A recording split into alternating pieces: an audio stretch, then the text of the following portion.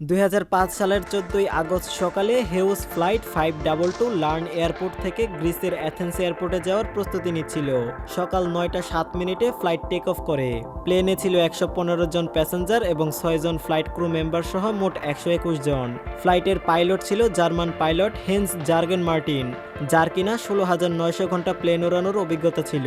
Co pilot ছিল 51 বছর বয়সী প্যামস শেরেলেন্স, যার কিনা 7,449 ঘন্টা প্লেন উড়ানোর অভিজ্ঞতা ছিল। প্লেন উড্ডয়নের 15 মিনিট পরেই ঠিক 9:12 প্লেন 12,040 ফিট উচ্চতায় পৌঁছে যায়। আর এই উচ্চতায় প্লেন পৌঁছানোর পরে আচমকা একটি অ্যালার্ম বেজে ওঠে। পাইলটরা বুঝতে পারে যে এটা plane take off configuration alarm. এটা দেখে তারা আর কিছু ভেবে উঠতে পারছিল না, কারণ take off configuration alarm plane take off করার মুহূর্তেই বেজে ওঠে। কিন্তু হঠাৎ করে 12,000 মিটার উচ্চতায় এই অ্যালার্ম বেজে ওঠার কারণ পাইলটরা ঠিক বুঝে উঠতে পারছিল না। কারণ জানার জন্য তারা এটিসি এর সাথে কন্ট্রাক্ট করে। পাইলট সবকিছু এটিসি কে খুলে বলছিল। ঠিক সেই মুহূর্তে আরো একটি ভয়ানক অ্যালার্ম বেজে ওঠে। ককপিটে থাকা বেশ কয়েকটি অ্যালার্ম একসাথে বেজে ওঠায় এটিসি অর্থাৎ কন্ট্রোল রুম থেকে পাইলটের কথা শোনা যাচ্ছিল না। সেই সাথে প্লেনে মাস্টার কর্ষণ অ্যালার্মও বেজে ওঠে, যার অর্থ ছিল প্লেনের বেশ কয়েকটি সিস্টেম একসাথে ওভারহিট হয়ে গেছে। পাইলটরা কিছু বুঝে উঠতে পারছিল না হঠাৎ করে এসব কি হচ্ছে। এসব অ্যালার্ম শুনে যাত্রীরা উত্তেজিত হয়ে পড়ে। ক্রু মেম্বাররা তাদের শান্ত করার চেষ্টা করতে থাকে। প্যাসেঞ্জাররা নিঃশ্বাস নেওয়ার সময় অক্সিজেনের অনুপস্থিতি বুঝতে পারছিল। আর ঠিক তখনই অটোমোডে অক্সিজেন মাস্কগুলো নিচে নেমে আসে। এই সময় প্লেন ছিল 18,000 ফিট উচ্চতায়। পাইলট কন্ট্রোল রুমের সাথে যোগাযোগ করার বারবার চেষ্টা করতে থাকে, কিন্তু পাইলটের কথা এটিসি পর্যন্ত পৌঁছাচ্ছিল না। কিছুক্ষণের মধ্যেই এটিসি এর সাথে প্লেনের কন্ট্যাক্ট সম্পূর্ণভাবে বিচ্ছিন্ন হয়ে যায়। এরপর এটিসি প্লেনের সাথে অনেকবার কন্ট্যাক্ট করার চেষ্টা করেছে, কিন্তু তারা বারবারই ব্যর্থ হয়েছে। প্লেন আরও অধিক উচ্চতায় উঠতে থাকে। এই রুটে অ্যাথেন্স পৌঁছাতে প্লেনের সময় লাগে 1 ঘন্টা 45 মিনিট, অর্থাৎ 10:45 প্লেনের অ্যাথেন্স পৌঁছানোর শিডিউল ছিল। 9:30 প্লেন উঠে যায় 34,000 ফিট উচ্চতায়। এরপর 9:37 প্লেনটি অ্যাথেন্স ফ্লাইট ইনফরমেশন রিজনে পৌঁছে যায়। 10:12 থেকে 10:50 পর্যন্ত অ্যাথেন্স এয়ার কন্ট্রোল রুম থেকে প্লেনটির সাথে যোগাযোগ করার বারবার চেষ্টা করা হয়, কিন্তু কোনোভাবেই তারা প্লেনটির সাথে যোগাযোগ করতে পারছিল না। 10:45 বেজে যায়। ঠিক এই সময়ে প্লেনটি অ্যাথেন্স এয়ারপোর্টে ল্যান্ড করার কথা ছিল, কিন্তু এই সময় প্লেনের কোনো অস্তিত্বই খুঁজে পাওয়া যাচ্ছিল না। ভয়ানক কিছু ঘটেছে ভেবে অ্যাথেন্স এটিসি থেকে 2টি F-60 ফাইটার জেট প্লেনটিকে খুঁজতে পাঠানো হয়। বেশ কিছু সময় পরে ফাইটার জেট প্লেনটিকে খুঁজে পায়। একটি ফাইটার জেট প্লেনটির খুব কাছে চলে আসে। ফাইটার জেটের পাইলট দেখতে পায় কো পাইলটের সিটে কেউ একজন বসে আছে, আর মেন পাইলট নিজের মাথা ঝুঁকিয়ে অজ্ঞান হয়ে আছে। ফাইটার জেট পেছনে আসে। তারা প্লেনের জানালা দিয়ে দেখতে পায় 2টি ফাইটার জেট তাদের ফলো করা সত্ত্বেও কোনো প্যাসেঞ্জার তাদের দিকে ভ্রুক্ষেপও করছিল না। কোনো প্যাসেঞ্জারের মধ্যেই কোনো রিয়াকশন ছিল না। ঠিক 11:49 ফাইটার জেটের পাইলট দেখতে পায় এক ব্যক্তি প্লেনের কেবিন থেকে ককপিটের দিকে যাচ্ছে। কিছু সময়ের জন্য সে পাইলটের সিটে বসে পড়ে। ফাইটার জেটের পাইলট ইঙ্গিত দিতে থাকে। সেই ব্যক্তিও ফাইটার জেটের পাইলটকে কিছু একটা বলার চেষ্টা করে, কিন্তু সে কোনোভাবেই বলতে পারছিল না। তার 1 মিনিট পরে প্লেনের লেফট ইঞ্জিন কাজ করা বন্ধ করে দেয়, আর প্লেনটি বাম দিকে হেলে নিচের দিকে পড়তে থাকে। ঠিক 12টার সময় প্লেনটির রাইট ইঞ্জিনও কাজ করা বন্ধ করে দেয়। সেই ব্যক্তি প্লেনের কন্ট্রোল সম্পূর্ণরূপে হারিয়ে ফেলে। 12:04 অ্যাথেন্সের 4 কিলোমিটার দূরে পাহাড়ি একটি অঞ্চলে এসে ক্র্যাশ করে। প্লেনটি ক্র্যাশ করার ফলে প্লেনের মধ্যে থাকা সবাই মারা যায়।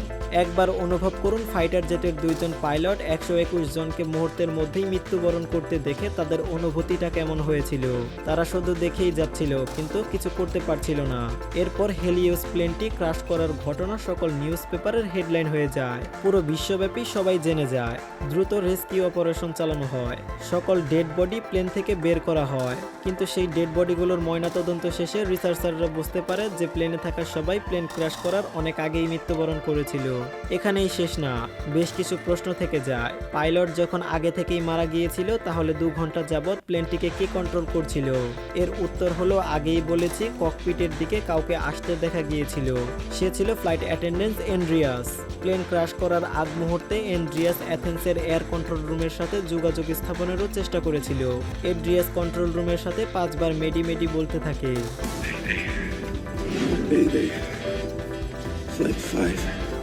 এড্রিয়াসের কাছে এমন কোনো অভিজ্ঞতা ছিল না যা দিয়ে সে গোয়িং প্লেনকে কন্ট্রোল করতে পারবে। তবে শেষ পর্যন্ত সে প্লেনটিকে একটি জনমানবহীন এলাকায় নিয়ে যেতে সক্ষম হয়। এক্সপার্টরা তদন্ত করে জানতে পারে প্লেনটি যখন বাম দিকে হেলে পড়েছিল প্লেনের বাম ইঞ্জিনের ফুয়েল শেষ হয়ে গিয়েছিল। কিন্তু এরপরে ইনভেস্টিগেট অফিসাররা এর আসল কারণ জানতে পারে। তারা কন্ট্রোল প্যানেলে একটি বাটন দেখতে পায়। এটি ছিল প্লেনের প্রেশারাইজ বাটন।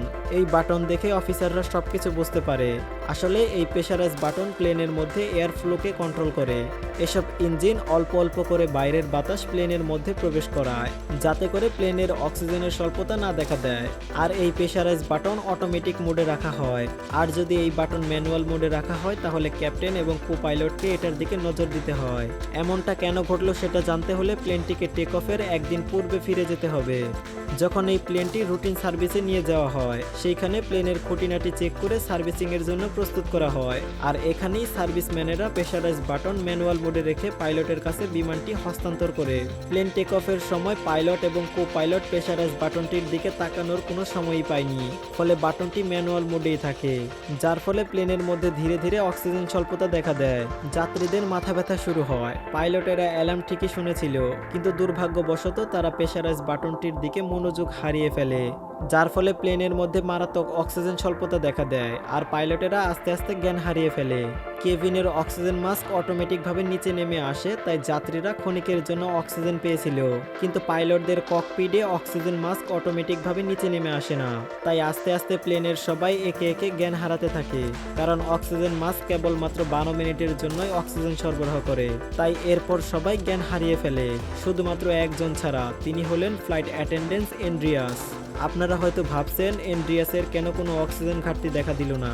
আসলে এন্ড্রিয়াস ছিল একজন স্কুবা ডাইভার, আর স্কুবা ডাইভারেরা তাদের নিঃশ্বাস লম্বা সময় পর্যন্ত ধরে রাখতে পারে। তাই এন্ড্রিয়াস এই পরিস্থিতিতে বেশ কিছুক্ষণ তার শ্বাস প্রশ্বাস চালিয়ে যেতে থাকে। ইতিমধ্যেই সবাই লাশ হয়ে গিয়েছে, আর এন্ড্রিয়াস তার সর্বোচ্চটা দিয়ে প্লেনটিকে ল্যান্ড করানোর চেষ্টা করতে থাকে। কিন্তু সে শেষ পর্যন্ত ব্যর্থ হয় এবং প্লেনটি ক্র্যাশ করে।